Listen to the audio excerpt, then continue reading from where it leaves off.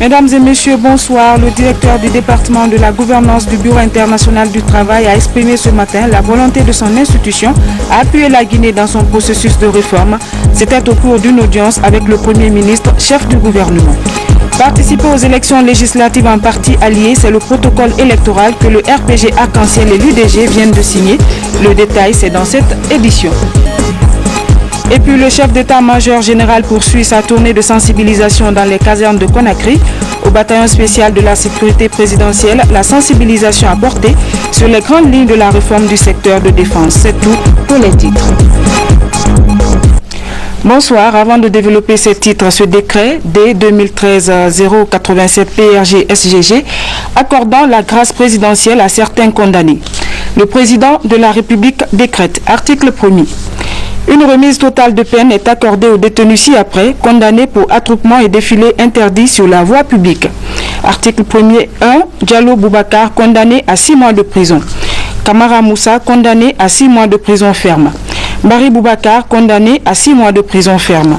Barry Abdourahmane, condamné à 6 mois de prison ferme. Diallo Elhaj Mamadou, condamné à 6 mois de prison ferme. Diallo Abdoulaziz, condamné à 6 mois de prison ferme. Diallo Elhaj Amadou, condamné à 6 mois de prison ferme.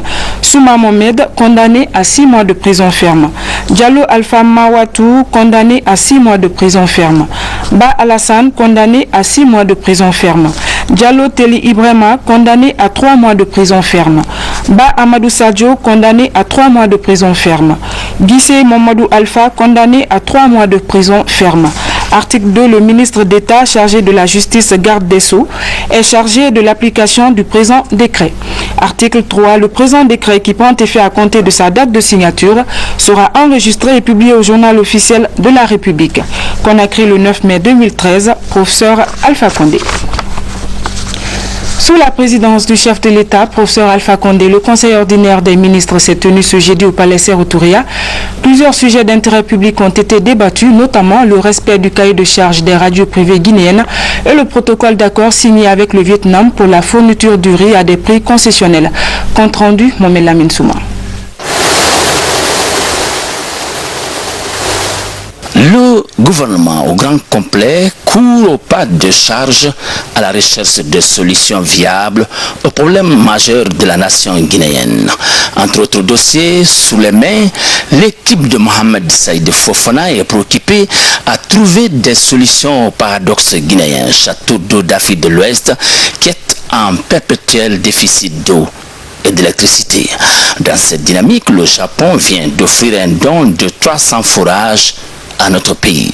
C'est l'une des bonnes nouvelles issues de la session ordinaire du Conseil des ministres de ce jeudi 9 mai 2013. 300 nouveaux forages qui viennent s'ajouter à plusieurs centaines d'autres. Cela grâce à l'appui des partenaires saoudiens et chinois, entre autres. Mieux, de 2011 à 2013, des centaines de pompes et de forages en panne ont été réparées dans les 4 régions naturelles du pays. Ces adductions d'eau potable s'inscrivent dans l'important programme d'hydraulique villageoise engagé par le président de la République, le professeur Alpha Condé. De l'adduction d'eau potable à la lutte contre la faim, il n'y a qu'un pas. Le gouvernement de la Troisième République vient ainsi de passer à revue ce jeudi 9 mai 2013 un protocole d'accord passé avec le Vietnam relatif à la fourniture de riz. Ce qui en soi n'altère en rien la priorité donnée à la production locale du riz. Somme toute, un pays fort et puissant se construit sur la base d'une administration bien structurée et organisée. Dans cette perspective, la session ordinaire du Conseil des ministres de ce jeudi a procédé à l'analyse du projet de statut des fonctionnaires des collectivités locales en vue de rendre celle-ci plus apte. Voici le compte-rendu complet du porte-parole du gouvernement, Albert Damantan Camara.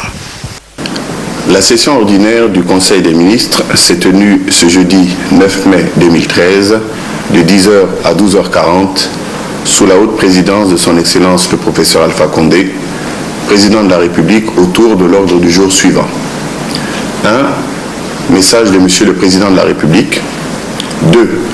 Compte rendu de la session ordinaire du Conseil interministériel tenue le lundi 6 mai 2013.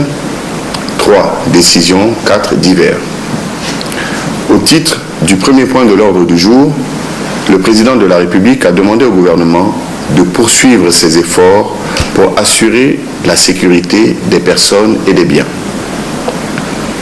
Il a ensuite invité le gouvernement à prendre les dispositions nécessaires pour l'installation d'un laboratoire de référence chargé de l'analyse des produits miniers en Guinée. Au titre du deuxième point de l'ordre du jour, Monsieur le Premier ministre a fait le compte-rendu détaillé de la session ordinaire du Conseil interministériel du lundi 6 mai 2013, ainsi que suit. Au titre de l'examen de texte, le ministère du Travail et de la Fonction publique a présenté un projet de décret portant statut des fonctionnaires des collectivités locales. Ce texte vise à rendre effectives les dispositions du Code des collectivités relatives au transfert de plusieurs compétences aux collectivités locales. Parmi celles-ci figure la gestion des ressources humaines.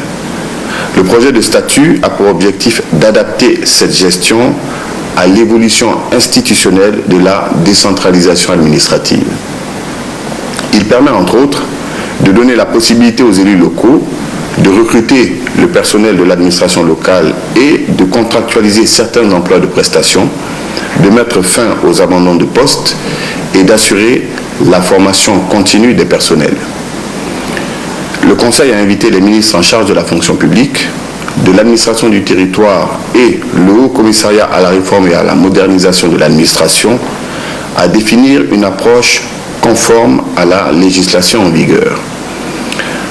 Au titre des comptes rendus, le ministre du Commerce a fait 2 comptes rendus. Le premier concerne la situation des stocks et des prévisions d'importation de denrées alimentaires dans la perspective du mois de Ramadan 2013. S'agissant du riz, l'évaluation faite par le ministère du Commerce fait état de 49 500 tonnes métriques disponibles. Les prévisions d'importation pour les mois de mai, juin et juillet sont de 243 000 tonnes métriques. Ces quantités couvrent à 500 tonnes métriques près les besoins de 2 mois d'importation et les prévisions d'importation prévues devraient largement couvrir le total des besoins annuels. Pour la farine, le ministre a informé le Conseil qu'une seule société est actuellement à même d'approvisionner le marché guinéen. La production de cette société étant de 8 500 sacs par jour, elle est en mesure de couvrir la consommation nationale à hauteur de 106% sur les 6 prochains mois. Le second compte rendu était relatif à la négociation du protocole d'accord pour la fourniture du riz vietnamien à la Guinée. Au terme d'une mission au Vietnam du 27 mars au 3 avril 2013, le gouvernement de la République de Guinée a signé avec le gouvernement de la République socialiste du Vietnam un protocole d'accord pour la fourniture de 300 000 tonnes métriques de riz par an à la Guinée à des prix concessionnels jusqu'en fin 2015. Pour l'achat et la distribution du riz importé dans le cadre de ce protocole, le ministère procédera pour chaque trimestre à un appel à candidature en vue de sélectionner les opérateurs privés remplissant les conditions techniques et financières requises, avec la possibilité pour plusieurs opérateurs de mettre leurs moyens en commun. Le Conseil a demandé au ministre en charge du commerce et de l'agriculture de se rapprocher afin d'établir des statistiques fiables sur la production de riz local et sur les quantités à importer. Le ministre en charge de la communication a présenté la situation des radios privées en République de Guinée au regard des dispositions du décret D 2005-037 PRG du 20 avril 2005 portant conditions d'implantation et d'exploitation des stations de radiodiffusion et des télévisions privées en République de Guinée. Le ministre a informé le Conseil que depuis l'adoption de ce décret, 61 agréments ont été délivrés par le ministre en charge de la communication après avis du Conseil national de la communication. L'analyse de la situation actuelle des radios privées a été effectuée par une commission tripartite composée des cadres des ministères en charge des postes et télécommunications, de la communication et du Conseil national de la communication. Cette commission, ayant constaté plusieurs violations du cahier des charges par certaines radios privées, a suggéré une révision des cahiers de charges et la mise en conformité des radios concernées. Avant de lever la séance, le président de la République a donné des informations relatives à l'actualité sous-régionale et régionale. Le Conseil des ministres. Le BIT, Bureau international du travail, décide de poursuivre son appui en faveur de notre pays dans la mise en place d'un pacte de convergence et de stabilité, mais aussi dans le renforcement des capacités de l'administration guinéenne. Ce sont les grandes conclusions qui ont sanctionné la rencontre des experts avec le Premier ministre Mohamed Seyd Fofana à Conakry. Compte rendu à Di Camara. Le BIT, le Bureau international du travail, ouvre les vannes pour la Guinée en vue de renforcer sa culture démocratique et de promouvoir le dialogue social, œuvre magnifique pour garantir la stabilité du pays. C'est la substance du message que le directeur du département de la gouvernance et du tripartisme au sein du BIT est venu porter au Premier ministre chef du gouvernement. Une occasion pour Moussa Oumarou d'insister également sur la volonté de son institution d'aider la Guinée à viabiliser sa politique de développement économique et social. Venir rencontrer le Premier ministre, lui transmettre le message d'amitié et de solidarité du directeur général du BIT, M. Garaider, et l'assurer du soutien du Bureau international du travail quant à la politique de développement économique et social de la Guinée. Nous rendre compte des différents dossiers que nous avons avec la Guinée, qui portent aussi bien sur des questions de dialogue social, comment on peut institutionnaliser ce dialogue social, sur les questions de renforcement de capacité, notamment au profit de l'administration centrale et de concentrer du ministère du Travail et de la fonction publique, et des questions ici de la participation à nos efforts pour participer au renforcement de l'état de droit, notamment à travers un appui que nous apportons pour l'adoption d'un nouveau code du travail qui tienne compte du contexte actuel de la Guinée et mais aussi respectueux ce code du travail, des normes internationales du travail que le BIT a eu et que la Guinée a eu à ratifier. Le vice-président de la Société financière internationale a bouclé son séjour de travail à Conakry sur une note d'espoir. Au cours de l'audience qu'il a eue avec le ministre d'État en charge des Finances, le PDG de la SFI a réaffirmé son intention d'accompagner notre pays pour son décollage économique. Boubacar Ba. La visite du vice-président exécutif et président directeur général de la Société financière internationale s'inscrit dans le cadre du renforcement des relations privilégiées entre la Guinée et cette institution filiale de la Banque mondiale. Au cours de l'audience qu'il a eue avec le ministre d'État en charge des Finances et du ministre délégué au budget, les entretiens ont porté sur l'amélioration du portefeuille des projets financés par son institution et les perspectives à court et moyen terme. Il s'agit notamment des questions liées aux infrastructures minières, des transports, de l'énergie, l'assistance technique et la formation des petites et moyennes entreprises et industries guinéennes afin qu'elles puissent répondre de manière significative aux attentes du boom minier. Pour y parvenir, les privés guinéens devraient développer des initiatives novatrices afin de créer une expertise nationale fiable permettant de relancer une croissance durable dans le pays. Nous avons un pays où ça confirme qu'il y a d'énormes potentialités, où nous avons eu le sentiment qu'il y a une volonté de faire avancer les choses. Nous avons constaté des progrès au niveau du climat d'investissement, ce que bon, vous savez déjà. Nous avons vu qu'il y a beaucoup d'efforts qui sont faits aujourd'hui pour voir comment développer le secteur minier. Vous n'êtes pas sans savoir que nous, du côté d'AFC, nous travaillons sur le projet Simandou. Donc nous essayons de voir comment le faire avancer et nous voyons qu'il y a de la bonne volonté ici, c'est ce que nous avons noté au niveau des officiels, et nous essayons de voir aussi également ce que nous pouvons faire dans le secteur de l'électricité.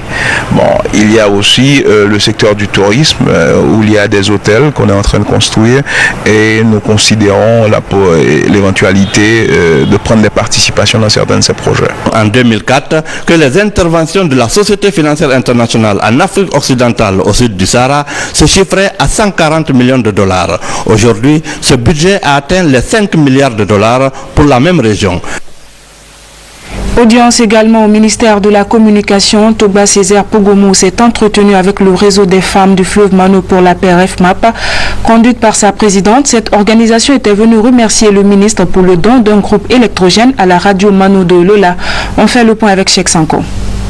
Introduit par le chef de cabinet du ministère de la Communication, le réseau des femmes du Mano Riva pour la paix, RFMAP, fortement impliqué dans les conflits frontaliers, est venu remercier le ministre suite au don du groupe électrogène fait à la radio Mano Riva de Lola lors de son récent séjour dans cette préfecture. En difficulté de la L7 en courant électrique, cette station, grâce à ce groupe électrogène, réussit aujourd'hui à passer son message de sensibilisation aux populations frontalières dans les règlement des conflits pour la consolidation de la paix. Le RFMAP a signifié au patron de la communication guinéenne l'importance de ce geste. La Mano a 15 antennes à République de Guinée. Nous sommes sur le terrain pour la paix depuis 12 ans, depuis l'an 2000. Par cette radio que nous donnons des informations, des sensibilisations pour l'intégration économique de nos pays et le développement et l'émancipation des femmes. Pour le rôle combien important que joue le RFMAP dans les conflits transfrontaliers, Toba Césaire Pogomou a indiqué que ce geste n'est rien par rapport à la vocation de ce réseau. À travers son Excellence Monsieur le Président de la République, qui m'a autorisé à me offrir un groupe électrogène, notamment la radio communautaire de Lola, la radio de la Mano Riva, qui a un rôle stratégique, comme elle l'a dit, dans le processus de consolidation du tissu social, de la paix, de sensibilisation des populations des trois pays de la cité, la Côte d'Ivoire, la Guinée, la Sierra Leone et le Libéria. La rencontre qui a permis à ces femmes de porter d'autres informations à la connaissance du ministre a été aussi un lieu d'échange entre les deux parties sur des sujets allant dans le sens du renforcement du tissu social au niveau des zones frontalières, notamment entre la Guinée, le Libéria, la Sierra Leone et la Côte d'Ivoire. La mission du Bureau international du travail poursuit son séjour de travail à Conakry. Après la primature, elle a rendu visite au patronat de Guinée. Objectif, débattre des problèmes liés à la vie économique de notre pays, mais surtout accompagner le PAC dans ses projets. Reportage à la Renoubaïlouba.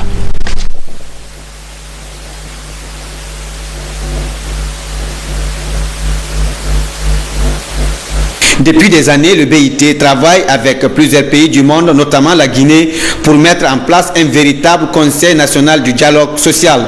Au cours de cet entretien, plusieurs thèmes ont été débattus, dont entre autres l'état d'avancement du Code de travail et l'état du guide méthodologique d'inspection du travail.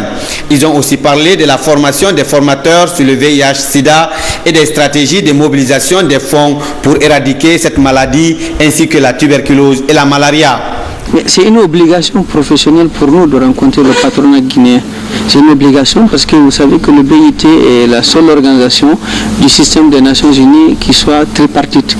Quand je dis tripartisme, c'est que dès la création de cette organisation en 1919, elle a été fondée en disant qu'elle a trois piliers qui sont les organisations de travailleurs et leurs représentants, les organisations d'employeurs et le gouvernement. Donc c'est comme ça que fonctionne le Bureau international du travail. Et vous verrez très bientôt, une délégation tripartite guinéenne sera en juin prochain à Genève. Et au sein de cette délégation, vous aurez non seulement le gouvernement, vous aurez les organisations de travailleurs et les organisations patronales. Nous sommes très heureux aujourd'hui que la délégation du BIT vienne rendre une visite au patronat de Guinée, à notre siège, et pour discuter des questions d'ordre d'actualité dans notre pays, sur le dialogue social, mais aussi sur la problématique du sida dans notre pays. Donc après cette rencontre, nous avons eu à discuter sur les actions que le secteur privé guinéen peut mener dans la sensibilisation au niveau du sida, mais aussi notre place dans le dialogue social dans notre pays en tant qu'organisation patronale, mais aussi en tant que secteur privé qui est moteur de la croissance de notre économie. Les membres du patronat de Guinée, satisfaits de la visite, ont souhaité que les relations avec le BIT soient pérennes et accompagnées de succès pour que désormais leur organisation patronale soit partie prenante de toutes les rencontres internationales du BIT. Des hommes d'affaires sud-africains sont en mission de prospection à Conakry. Ils sont intéressés par les activités de la Confédération nationale des orpailleurs et diamantaires de Guinée. Au cours d'une séance de travail, les deux parties ont évoqué les possibilités d'investissement dans le secteur. Reportage Ibrahima Keita. Au cours de la rencontre avec les membres de la Confédération nationale des orpailleurs et diamantaires de Guinée, tout a été évoqué pour un partenariat bénéfique aux deux parties. Devin Persens a mis l'accent sur un certain nombre d'activités à mener au plus vite en Guinée. Il s'agit selon lui de l'ouverture d'un comptoir d'achat de diamants à Conakry avec à la clé la création d'une école pour la formation des spécialistes du secteur, l'ouverture d'un centre de traitement de diamants. L'objectif est de faire de la Guinée la destination phare en matière de vente du diamant. La rencontre a été ponctuée de questions-réponses relatives à ce partenariat entre Guinéens et Sud-Africains dans le domaine du diamant. Pour la CONADOG, c'est une occasion à saisir. Nous avons reçu des nouvelles, des propositions que nous n'avons jamais reçues depuis qu'on a commencé le diamant. Nous sollicitons de leur expérience, leur technologie qu'ils ont fait et leur organisation. C'est donc parti pour un partenariat fécond entre diamantaires sud-africains et guinéens. Et pour matérialiser cette option, une mission de la CONADOG se rendra très bientôt en Afrique du Sud. Dans la perspective des prochaines consultations législatives, la Commission électorale nationale indépendante CENI demande aux partis politiques de désigner leurs représentants pour le comité de suivi et évaluation des élections. Cette demande a été faite lors d'une rencontre tenue cet après-midi au Palais du Peuple à Conakry. Les explications de Seydou Diallo. La CENI était ce matin face aux représentants des formations politiques qui ont postulé pour les législatives du 30 juin prochain. Objectif, présenter les dispositifs de sécurité mis en place par l'institution pour assurer la transparence du processus. Nous allons installer deux dispositifs de sécurisation. Le premier, c'est un logiciel de monitoring qui est sur l'équipe et qui sera également au site central. Et il y aura un recoupement des données. Vous allez avoir donc un logiciel qui va monitorer, c'est-à-dire qu'à tout moment, il va enregistrer de façon exhaustive tout ce qui se passe sur le kit, faire des statistiques et à la sortie, refaire le même travail lorsque ces données vont venir sur le site central, les comparer et tirer des conclusions. Le deuxième dispositif qu'on a mis en œuvre, c'est le déboutonnage parallèle multibureaucratique. Pour mieux renforcer donc cette confiance entre les deux parties, la CENI a également proposé la mise en place d'un comité de suivi et évaluation du processus électoral. Cette structure sera composée des représentants des partis politiques qui vont assurer la supervision des différentes opérations en vue d'éviter les contestations lors de la proclamation des résultats. Le travail du comité, comme son nom l'indique, sera chargé de suivre l'ensemble du traitement des données donc des électeurs au niveau du site central jusqu'à l'impression de tous les documents électoraux et le dispatching sur l'ensemble du territoire national. Ce comité est composé des commissaires, des experts qui nous accompagnent au niveau de la CENI, de l'UE donc et du CNUD et d'autres experts qui viendront participer des partenaires techniques, notamment IFES et Chess Common Ground, mais aussi de vos experts informaticiens qui vont venir voir qu'est-ce qui se passe, comment nous avons le process de la révision des listes électorales sur le terrain, à la remontée des données, au traitement des données, jusqu'à la constitution de ce fichier qui est une propriété de la CENI, mais de la nation tout entière, parce que c'est les Guinéens qui se sont enrôlés, c'est les Guinéens qui sont inscrits, qui sont sur ce fichier. Donc ce travail, nous souhaiterions que vous désigniez déjà, comme il a dit, des experts et que par un courrier, vous nous envoyez le nom de votre représentant et la personne n'a qu'à se présenter simplement à la CENI avec ce courrier et nous allons tout de suite prendre son contact téléphonique et l'inviter chaque fois qu'il y a réunion, il sera informé. Mais la CENI n'est pas un organe ni une instance de décision. La cellule est un organe qui est chargé d'examiner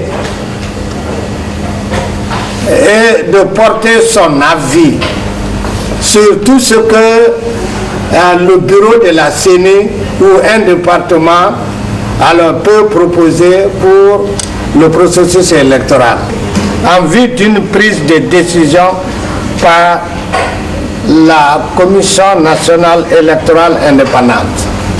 Toujours lors de cette rencontre, il faut préciser que les deux partis ont choisi le bulletin unique pour les différentes listes. Signature d'un protocole d'entente entre l'Union démocratique de Guinée UDG et le RPG Arc-en-Ciel. La cérémonie s'est déroulée au quartier général du RPG Arc-en-Ciel à la Minière en présence des membres des bureaux politiques nationaux. Reportage Facile Traoré.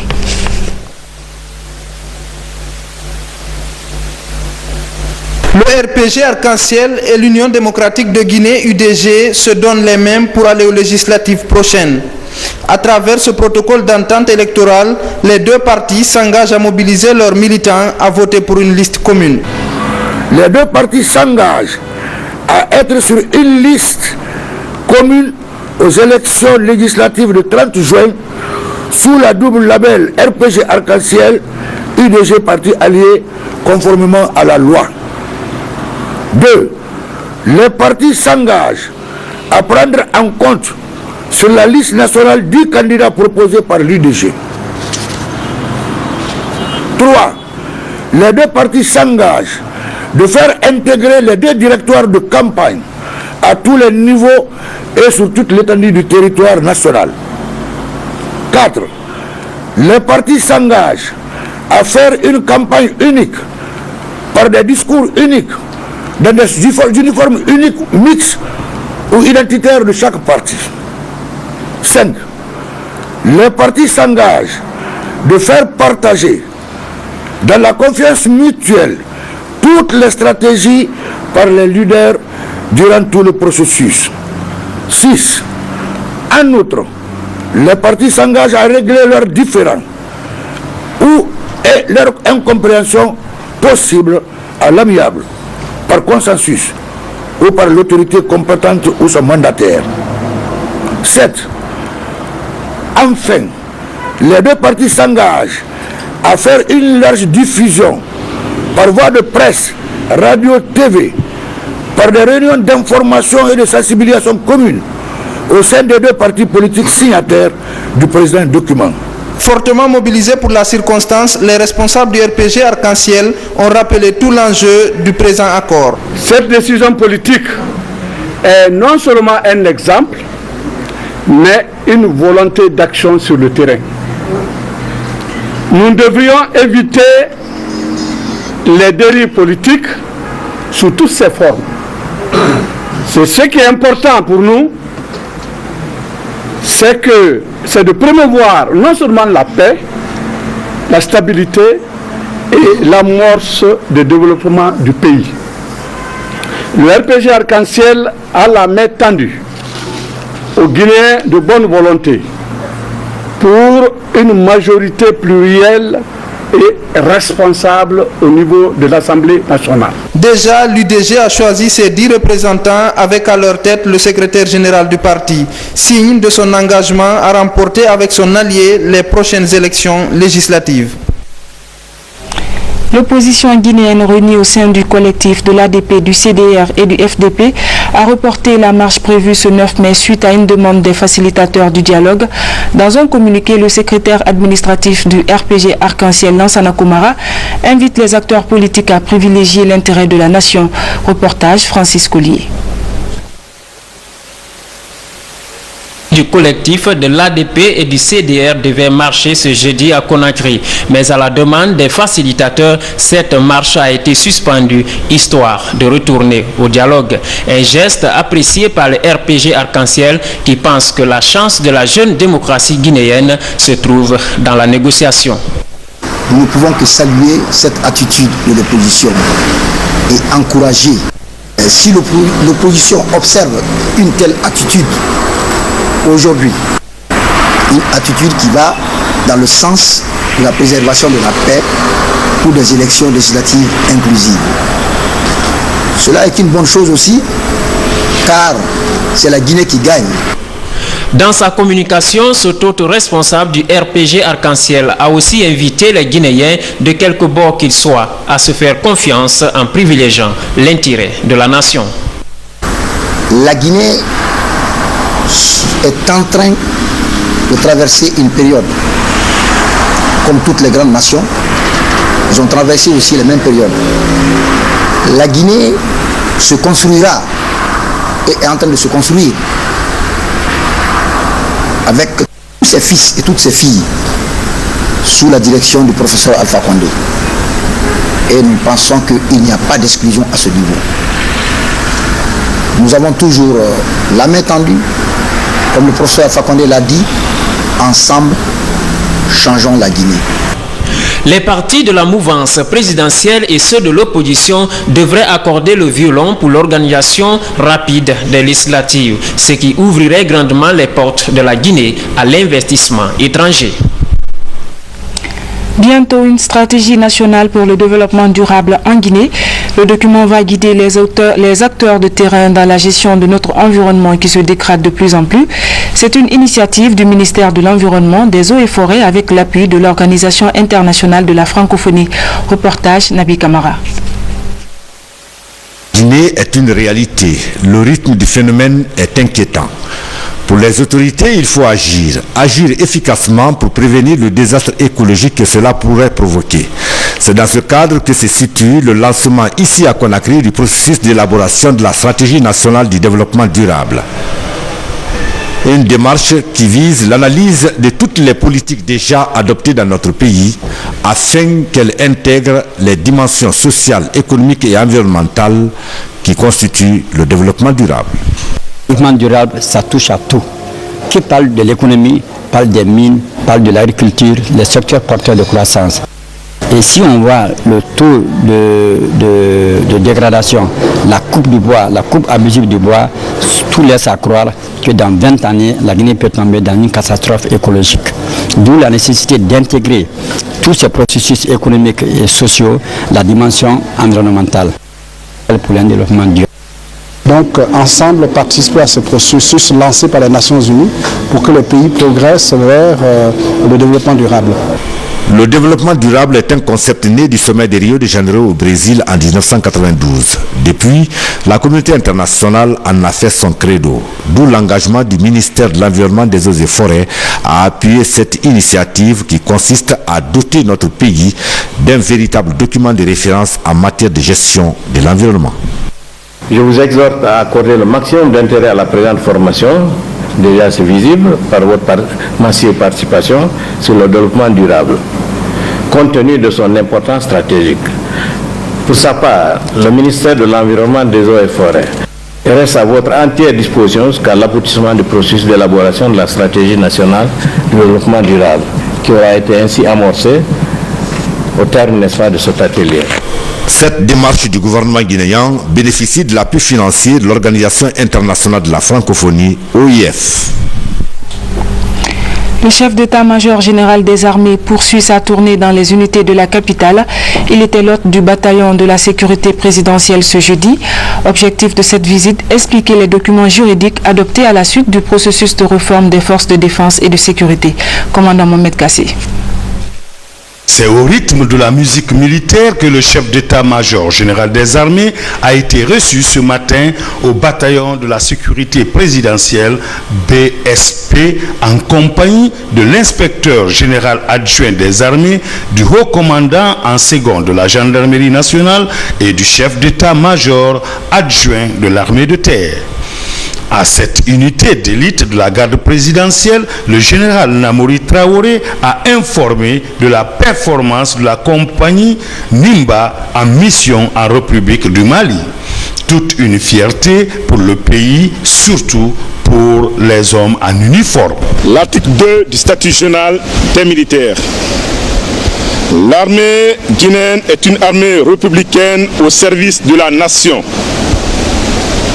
Sa mission est de préparer et d'assurer par la force des armes la défense de la patrie et des intérêts supérieurs de la nation. Elle opère en toutes circonstances et en tout lieu sous l'autorité et le contrôle permanent des pouvoirs civils. Elle est gardienne des institutions républicaines. L'état de militaire exige en toutes circonstances discipline, loyauté, neutralité et esprit de sacrifice. La discipline, c'est connu depuis la formation commune de base que c'est la discipline qui fait la force principale des armées. Sans discipline, il n'y a pas d'armée, quelle que soit l'armée. Voilà le premier élément de ce paragraphe. Deuxième élément, la loyauté. On a dit qu'on est soumise, l'armée est soumise à l'autorité civile. Neutralité, troisième point. On n'est pas mêlé à des jeux politiques. L'armée, elle est apolitique. L'armée, elle est un instrument du politique. On ne se mêle pas dans les jeux politiques. Quatrième point, esprit de sacrifice. Cette prise de contact avec les commandos de la garde présidentielle a pris fin par un exercice physique suivi de la chanson militaire.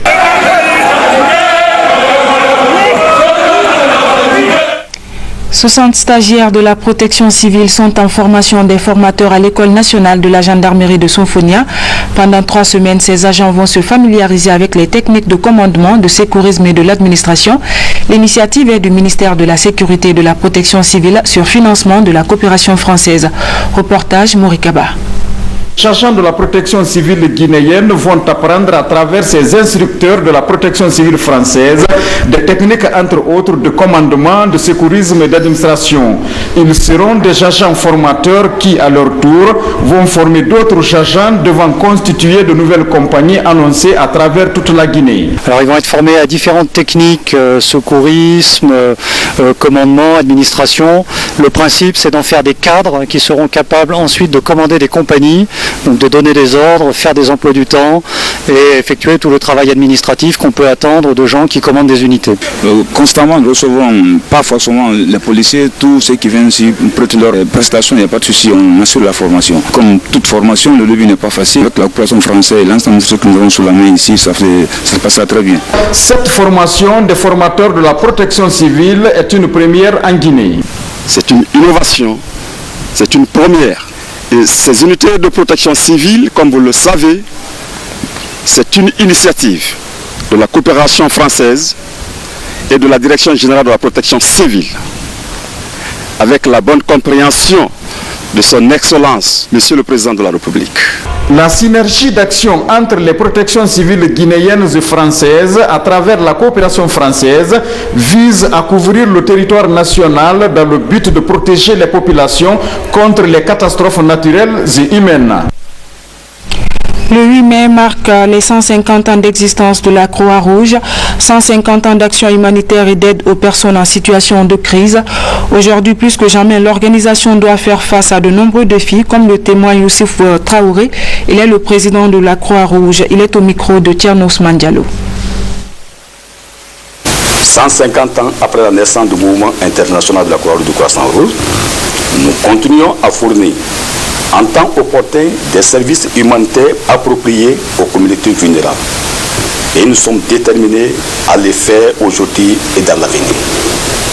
La Croix-Rouge guinéenne et le Croissant-Rouge constituent le plus vaste réseau humanitaire au monde, fondé sous l'action de milliers de volontaires et de professionnels qui œuvrent au plus près de ceux qui sont dans les besoins. Mesdames, Messieurs, sachant que le but de la survivance de l'homme ne peut pas être atteint sur le plan individuel et il ne peut l'être que par nos efforts conjugués dans le domaine de l'entraide afin d'alléger les fardeaux de nos maux. Face à ces nombreux besoins des plus vulnérables dans notre pays, la Croix-Rouge guinéenne essaie d'apporter des réponses grâce aux efforts conjugués des partenaires du mouvement, qui sont le Comité international de la Croix-Rouge, la Fédération internationale de la Croix du Croissant-Rouge et la Croix-Rouge danoise, ainsi que certaines organisations internationales telles que les PAM, l'UNICEF, l'OMS, HCR, ACF, etc. Il reste entendu que beaucoup reste encore à faire, s'il y a des moyens. C'est pourquoi nous lançons un appel vibrant à l'État guinéen, les institutions et les personnes de bonne volonté d'aider la Croix-Rouge guinéenne afin qu'elle réponde de façon efficace à ces multiples besoins des populations face auxquelles nul ne peut rester indifférent. Nous devons tous faire quelque chose. La volonté et le pouvoir de le réussir sont en nous. Soutenir la Croix-Rouge guinéenne dans ses actions, c'est contribuer à la paix, véritable gage du développement durable. Vive la journée mondiale de la Croix du Croissant-Rouge, vive les partenariats, vive la Croix-Rouge guinéenne. Je vous remercie. En interactualité, le Bangladesh fait toujours la une après le drame qui a coûté la vie à plus de 800 personnes. Les autorités du pays prennent des mesures draconiennes contre les constructions anarchiques. C'est le premier élément du Monde en bref ou l'actualité sous forme de télégramme. Un nouveau drame est survenu jeudi dans une usine textile à Dhaka au Bangladesh. Au moins 8 personnes sont mortes dans l'incendie de cette usine de confection de pullovers, 2 semaines après l'effondrement d'un immeuble abritant des ateliers de confection dont le dernier bilan dépasse les 912 victimes. Mercredi, le Bangladesh a ordonné la fermeture de 18 usines textiles à Dhaka et Chittagong. Peine confirmée pour Silvio Berlusconi dans l'affaire Mediaset. La Cour d'appel de Milan a confirmé la peine d'1 an de prison et l'interdiction d'exercer toute fonction publique pour l'ex-premier ministre. Mais l'application de la sentence est loin d'être acquise. Silvio Berlusconi, qui se considère toujours comme un important soutien du gouvernement, l'État, va aller en cassation. Sir Alex Ferguson tire sa révérence. Le plus grand entraîneur de l'histoire du football britannique prend sa retraite à 71 ans. Pour sa succession à la tête du Manchester United, l'entraîneur d'Everton, David Moyes, est le grand favori. Après 26 ans de règne aux commandes des Diables Rouges, l'entraîneur écossais dirigera son 1500e et dernier match le 19 mai. Preuve de l'impact de son départ, l'action du club a reculé mercredi à Wall Street de 1,76 points.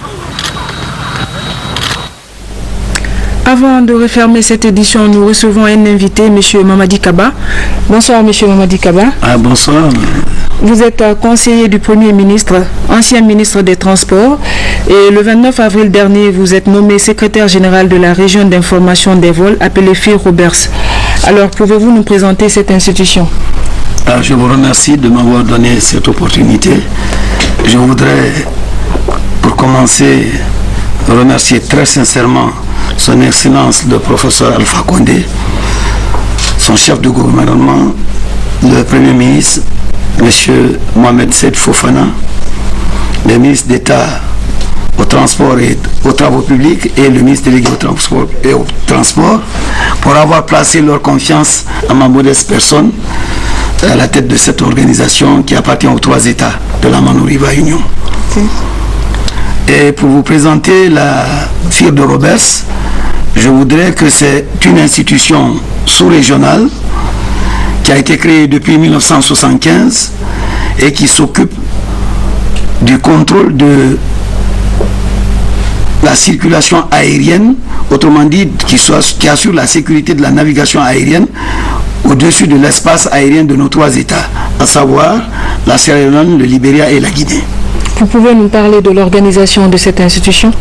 Oui, cette organisation, comme je vous l'ai dit, elle a été créée tantôt au moment où, franchement, déjà en 1959, il y avait eu une convention qui avait été signée au Sénégal, en Saint-Louis, convention à laquelle les pays ex-colonisés de la France ne voulaient pas que la Guinée à laquelle devait appartenir.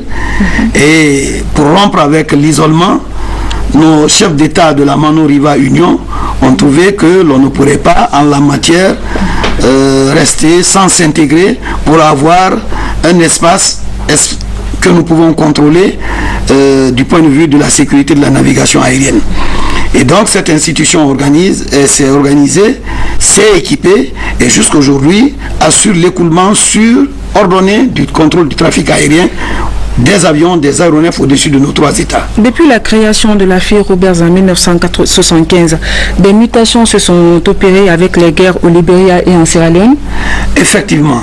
D'abord, ce qu'il faut dire, c'est que la FIR de Roberts, comme son nom l'intéresse, FIR, pourquoi? Flight Information Region, c'est une terminologie anglaise, mais ça veut dire exactement, comme vous l'avez dit, la région d'information de vol.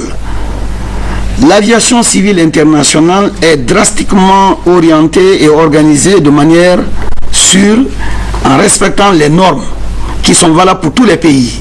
Chaque fois que vous ne pouvez pas exercer une norme en matière de contrôle et de sécurité de la navigation aérienne, l'État a l'obligation de signer sa différence.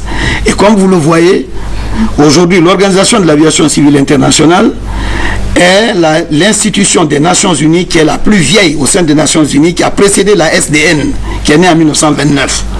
Il y a un écoulement sûr et ordonné au niveau de tous les pays. C'est pourquoi un pilote chinois vient jusqu'au Libéria, un pilote guinéen va à Honolulu, etc. Quels sont les grands défis qui attendent l'institution avec les innovations des nouvelles technologies de l'information? D'abord, vous avez parlé tout à l'heure, je vais revenir rapidement, qu'avec les guerres qui sont passées au Libéria et en Sierra Leone, la FIR a fait la migration. Quand il y a eu la guerre au Libéria, elle est venue en Sierra Leone. Quand il y a eu la guerre en Sierra Leone, ils sont venus ici à Conakry, ils sont restés 6 ou 7 années en écoulant le trafic. Ce sont les centres de contrôle et les technologies que nous avons sont des technologies satellitaires de pointe qui permettent d'écouler le trafic. Comment ça se passe? Ce sont des contrôleurs qui sont dans les centres de contrôle, qui reçoivent par phonie les signaux à partir des appels des avions et ils guident le contrôle, les avions. Mais il faut dire aussi que nous avons beaucoup d'installations au sol, naturellement dans les aéroports internationaux de Lungi, à Freetown, de Conakry et à Robertsfield. Nous avons des stations VSAT. On peut revenir sur les grands défis? Naturellement.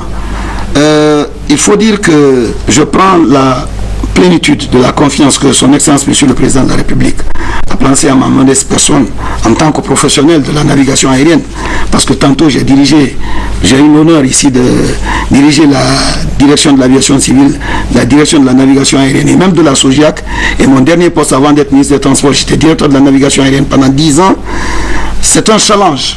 Aujourd'hui, qu'est-ce que nous avons?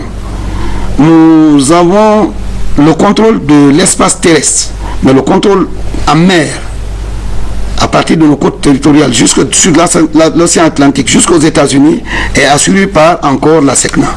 Donc c'est un challenge qu'il faut relever. Il s'agit d'équiper, et je crois que le Conseil des ministres, qui est l'instant, l'organe qui me dirige, me donnera l'occasion, n'est-ce pas, de discuter dans les détails afin que davantage, avec les nouvelles technologies, nous puissions avoir la plénitude pour augmenter nos capacités de production des signaux. Merci. Il faut dire aussi enfin que...